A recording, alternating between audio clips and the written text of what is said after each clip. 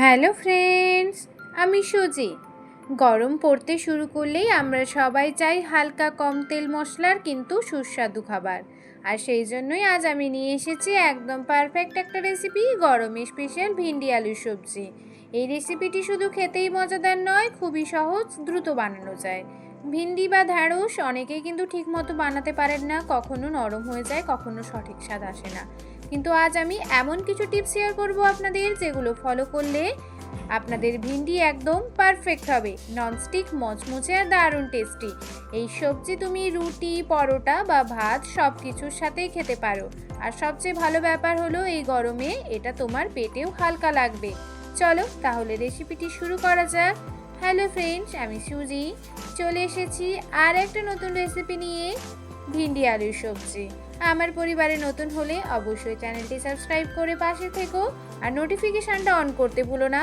অবশ্যই তোমরা মনে করে একটা লাইক করে দিও, অনেকেই দেখছি লাইক করতে ভুলে যাচ্ছ।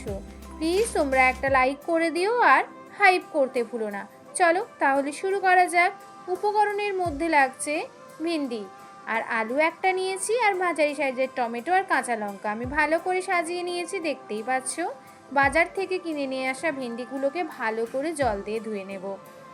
প্রথমে আমি ভিন্ডিগুলোকে ভালো করে ধুয়ে নিচ্ছি। ভালো করে ধুয়ে নেবার পর এটা কিন্তু আমি একটা কাপড়ের মধ্যে শুকিয়ে নেব।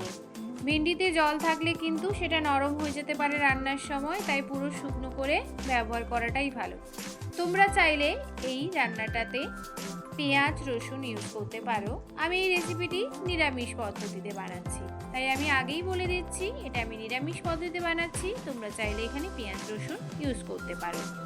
ভিন্ডিগুলোকে আমি একটা কাপড়ের সাহায্যে ভালো করে শুকিয়ে নিয়েছি। এরপর ভিন্ডিগুলোকে 1 থেকে 1.5 ইঞ্চি সাইজে কেটে নিচ্ছি। ভিন্ডিগুলো কাটা হয়ে গেলে এরপর কিন্তু আমি আলুগুলো কাটবো।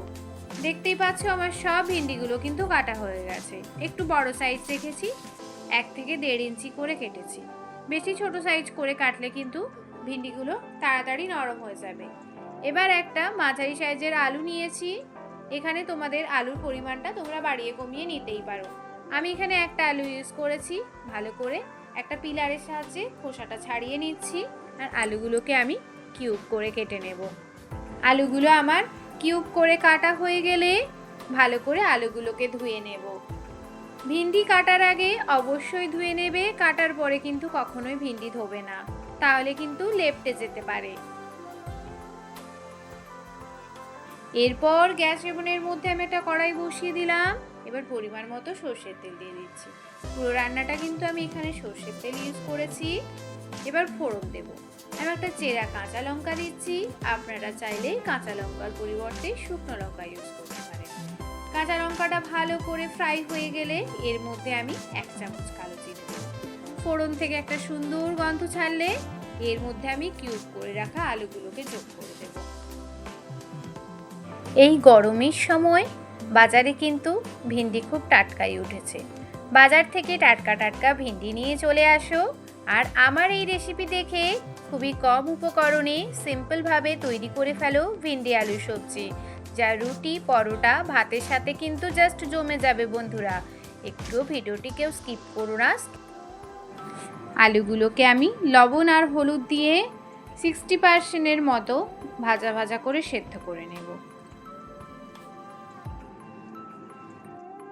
কড়াইয়ের মধ্যে আলুগুলো দিয়ে দেবার পর প্রথমে কিন্তু 2 থেকে 3 মিনিট নাড়াচাড়া করো না, এতে কিন্তু আলু ভেঙে যেতে পারে। তারপর মাঝে মাঝে নেড়ে সমানভাবে ভাজো। আলু প্রায় ভাজা হলে এর মধ্যে লবণ দেব আমি, আর অল্প পরিমাণ হলুদ দিয়ে দিচ্ছি। আগে দিলে কিন্তু আলু থেকে জল ছাড়বে আর ক্রিস্পি হবে না।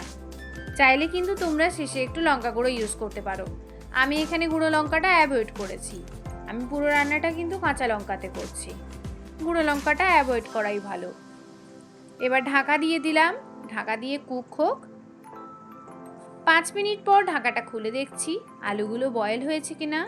আলু আমার ভাজা হয়ে গেছে আর বয়েলও হয়ে গেছে। এবার ভেজে রাখা আলুগুলোকে আমি এবার নামিয়ে রাখবো। এবার ওই কড়াইতে আর একটু পরিমাণ তেল দিয়ে ভিন্ডিগুলোকে ফ্রাই করে নেব।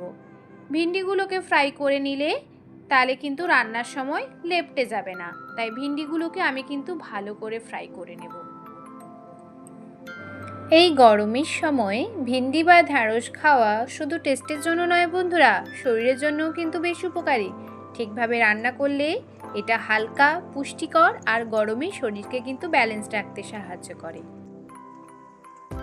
ভিন্ডিটা 70 থেকে 80% ভাজা হয়ে গেলে এই সময় আমি স্বাদ মতো লবণ দিয়ে দিচ্ছি আর পরিমাণ মতো হলুদ গুঁড়ো দিয়ে দিচ্ছি। এই সময় চাইলে তোমরা লঙ্কা গুঁড়ো দিতে পারো। আলু ভাজার সময় আমি তোমাদেরকে আগেই বলেছি, আগে লবণ দিলে কিন্তু জল ছেড়ে যেতে পারে ভিন্ডি থেকে আর ভিন্ডি নরম হয়ে যাবে। তাই ভিন্ডিটা 70 থেকে 80% ভাজা হয়ে গেলে তারপরে কিন্তু লবণ আর হলুদ দেবো। এরপর আমি একটু ঢাকা দিয়ে দিচ্ছি, ভিন্ডিটা একটু সেদ্ধ হতে থাক। এই সময় আমি একটা মশলার পেস্ট রেডি করব।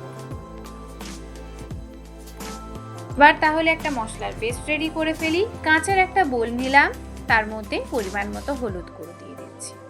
আর এখানে আমি কিছু গুঁড়ো মশলা ইউজ করছি। তার মধ্যে নিচ্ছি 1 চামচ জিরে গুঁড়ো, 1 চামচ ধনে গুঁড়ো, 1 চামচ গরম মশলা গুঁড়ো। জল দিয়ে একটা পাতলা পেস্ট রেডি করে নিচ্ছি। এই মশলাটাই হচ্ছে এই রেসিপির মেন জাদু। তোমরা চাইলে কিন্তু এখানে চাট মশলাও ইউজ করতে পারো। আমি এখানে চাট মশলার পরিবর্তে টমেটো ইউজ করেছি। ভিন্ডি আলু সবজিটাকে আরও চটপটা বানানোর জন্য এখানে তোমরা 1 চামচ আমচুর পাউডার আর একদম শেষে ম্যাগি মশলা ব্যবহার করতে পারো। তাতে ভিন্ডি সবজিটা আরও বেশি চটপটা হবে।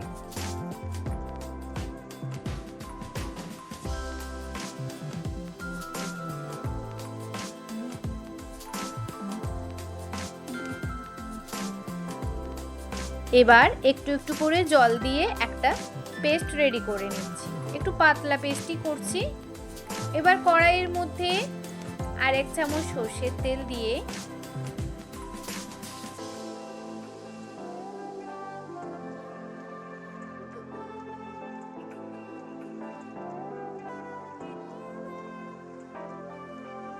তার মধ্যে ফোড়নে দিচ্ছি একটা চেরা কাঁচা লঙ্কা। কাঁচা লঙ্কাটা ভাজা হয়ে গেলে টেস্টের জন্য একটা তেজপাতা যোগ করছি। এবার কুচি করে রাখা টমেটো দিয়ে দিচ্ছি। এখানে তোমরা টমেটোর পরিবর্তে চাট মশলা ইউজ করতেই পারো। টমেটো দিয়ে দেওয়ার পরে টমেটোটাকে মজে আসার জন্য আমি 1 চিমটে লবণ দিলাম। ভালো করে নাড়াচাড়া করে টমেটোটা একটু সেদ্ধ হোক। এরপরে আমি পেস্ট করে রাখা মশলাটা দেব।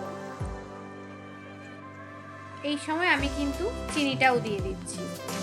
এবার গুলিয়ে রাখা মশলাটা দিয়ে দিচ্ছি। মশলাটা দিয়ে গ্যাসের ফ্লেম লো করে কিন্তু আমি ক্রমাগত কষতে থাকবো, না হলে কিন্তু মশলাটা নিচে লেগে যাবে আর পুড়ে যাওয়ার সম্ভাবনা থাকবে। চাইলে কিন্তু তোমরা একটু একটু করে জল যোগ করে মশলাটাকে নাড়তে থাকবে, যাতে কড়াইয়ের মধ্যে নিচে না লেগে যায়।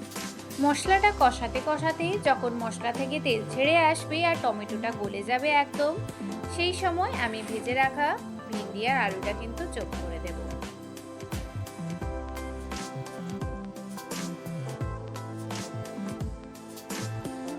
ভিন্ডিটা আমি মশলার সাথে যোগ করে দিলাম। এবার কিছুক্ষণ নাড়াচাড়া করে নামিয়ে নেব। বেশি নাড়াচাড়া করব না, ভিন্ডি আর আলু আমার আগে থেকেই সেদ্ধ করা আছে। এইভাবে আমি শুকনো শুকনো রাখবো, যাতে রুটি, পরোটা, ভাতের সাথে খেতে খুবই ভালো লাগে। তো বন্ধুরা, আজকের এই দারুণ ভিন্ডি আলু সবজি এখানেই শেষ করছি। আশা করি তোমাদের সবারই খুব ভালো লেগেছে আর তোমরা অবশ্যই বাড়িতে একবার ট্রাই করবে। বিশ্বাস করো, এই রেসিপিটি একবার বানালে বারবার বানাতে ইচ্ছে করবে। এতটাই সহজ আর এতটাই টেস্টি। খুবই সিম্পলভাবে আমি তোমাদেরকে আজ দেখালাম। যদি তোমাদের এই রেসিপিটি খুব ভালো লেগে থাকে অবশ্যই চ্যানেলটি সাবস্ক্রাইব করে পাশে থাকবে আর একটা লাইক করতে ভুলো না আর হাইপ করে দিও। আর আমার পরিবারে নতুন হলে চ্যানেলটি সাবস্ক্রাইব করে নোটিফিকেশন অন করতে ভুলো না। তোমরা চাইলে কমেন্টে জানাতে পারো পরের ভিডিওতে কোন রেসিপি দেখতে চাও। আমি অবশ্যই তোমাদের রিকোয়েস্ট অনুযায়ী নতুন নতুন ভিডিও নিয়ে আসার চেষ্টা করব। আর হ্যাঁ, যদি তুমি এই ভিডিওর থেকে কিছু নতুন শিখে থাকো তাহলে এটা তোমার বন্ধু ও তার পরিবারের সাথে শেয়ার করতে কিন্তু একদম ভুলো না বন্ধুরা। তোমাদের সাপোর্ট ছাড়া এই চ্যানেল কিছুই না, তাই পাশে থেকো সব সময়। ঠিক আছে, আজকের মতো এখানেই শেষ করছি। আবার দেখা হবে খুব তাড়াতাড়ি নতুন একটা মজার রেসিপি নিয়ে। ততক্ষণ পর্যন্ত তোমরা ভালো থাকো, সুস্থ থাকো আর রান্না করে খাও। সবাইকে খাওয়াও। Thank you, tata.